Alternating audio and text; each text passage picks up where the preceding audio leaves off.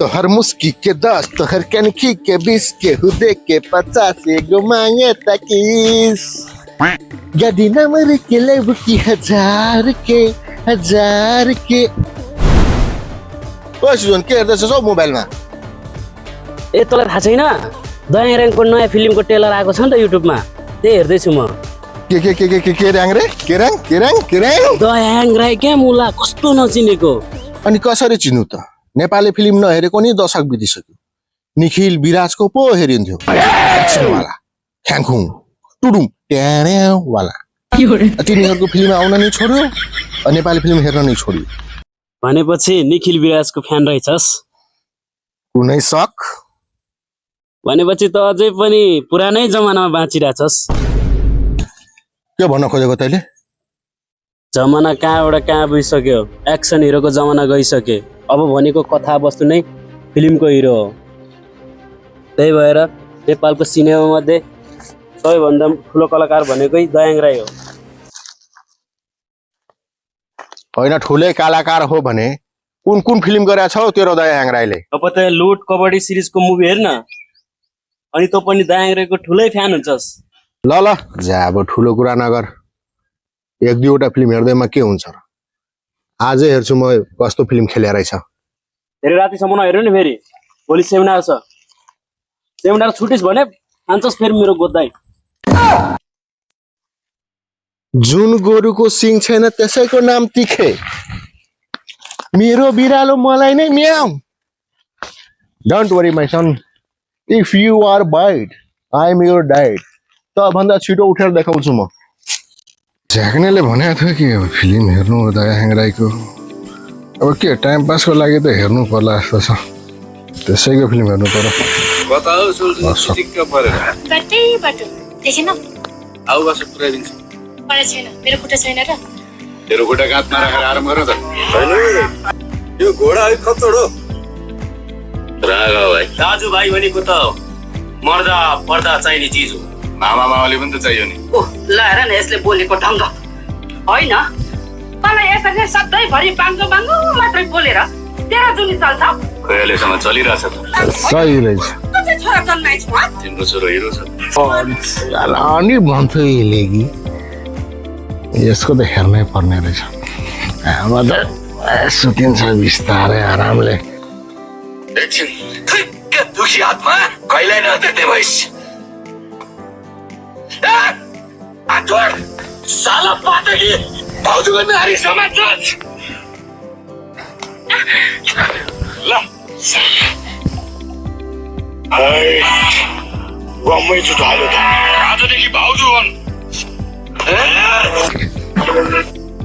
मेरो बिहेको कुरा सक्यो केटा म आफ्नो बाटो लाग्थ्यो तिमीले नै आफ्नो बाटो लाग्यो हरिस नखान न दाजु सपना त पुरा गर्नु पर्यो नि नत्र मरेर जाँदा यमराजले के गरेर आइस भनेर सोध्यो भने के छ केटीले धोका दियो प्रभु कुमारै आए भनेर भन्यो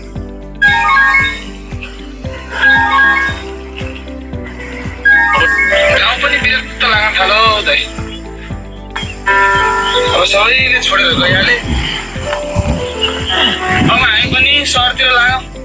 जाँदिन के गरेर बस्छौँ भएको एउटा काम पनि सकियो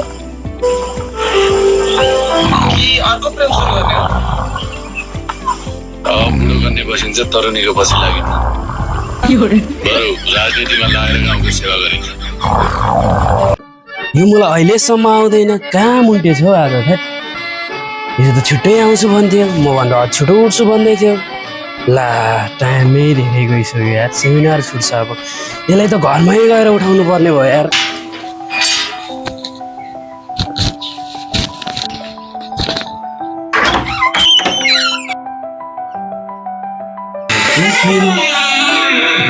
कहाँ गएछु यो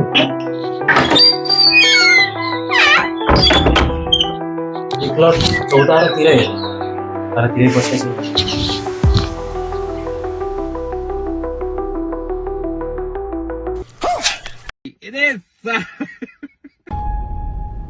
म चाहिँ छिटो छिटो उठेर सेमिनारको लागि भनेर रेडी भइसक्यो यो मलाई अहिलेसम्म सुतिरहेको छ यसलाई त मैले जानेछ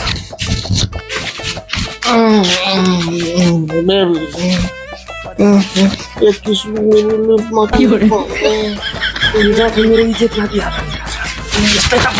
A few hours ago.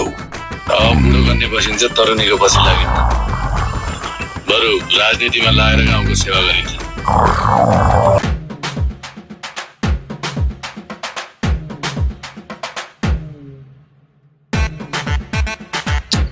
होइन यति ढिलो भइसक्यो यो मुला टिके अहिलेसम्म फुलेर आएको छैन स्विजरल्यान्डै पुग्यो क्या हौ फुल्लिन त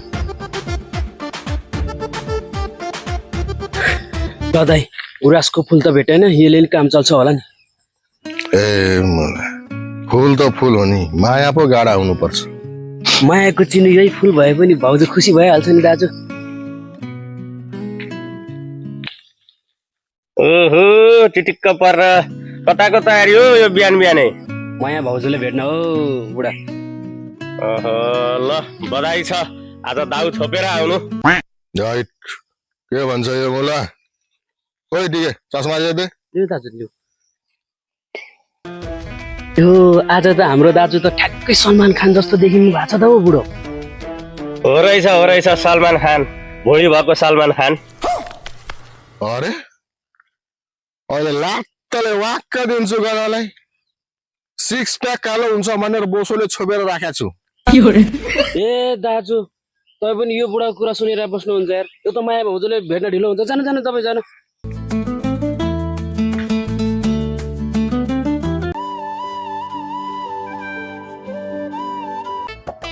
अनि आयो त मैयालाई भेटेर ए बुढा चुप लाग्यो तिमी माया भाउजू त अर्कैसँग टाक गरिसक्यो ओहो सुनेर दुःख लाग्यो यार अब के गर्छस् त यो नाथै जिन्दगी सुध्रे नि सुख छैन बिग्रे नि सुख छैन यो माया मोह प्रेम जीवनको ठुलो बोझ अब आजीवन ब्रह्मचारी बसिन्छ नाथै केटीको पछि लागिँदैन ओहो दाइ तपाईँ आजीवन ब्रह्मचारी बस्यो भने त तपाईँको वंश नासिन्छ त अनि तपाईँको घरको मान्छे तपाईँले कहिले बिहे गर्छ भनेर तपाईँको पर्खाइमा छ अनि दाइ तपाईँको यस्तो कठोर निर्णयले उहाँहरूको भावनासँग खेलेको जस्तो हुँदैन ए यो मुलाले खत्रै भाषण दियो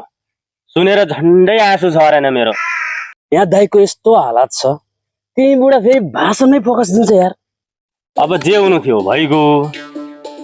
मनमा पीडा बोकेर केही फाइदा छैन हो दाइ कहिलेकाहीँ यो बुढाले पनि राम्रो कुरा गर्दो रहेछ मनमा पीडा बोकेर केही काम छैन बरु पीडा बिसाउन जाउँ भट्टीतिर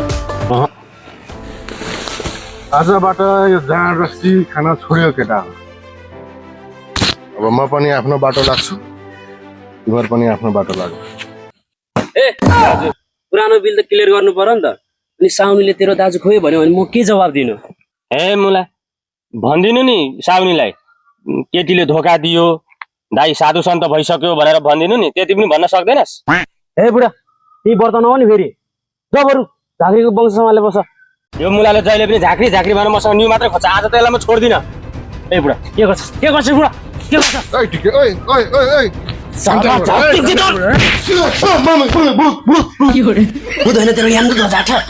सिमिरको लागि ढिलो भइरहेको छ हिजो त खुब उफ्री भन्दै थिइस् जुन गोरुको सिङ छैन उसैको नाम तिखे यहाँ अहिले सोम सुतिरहेछस् राति पिके कति बेला आइसौ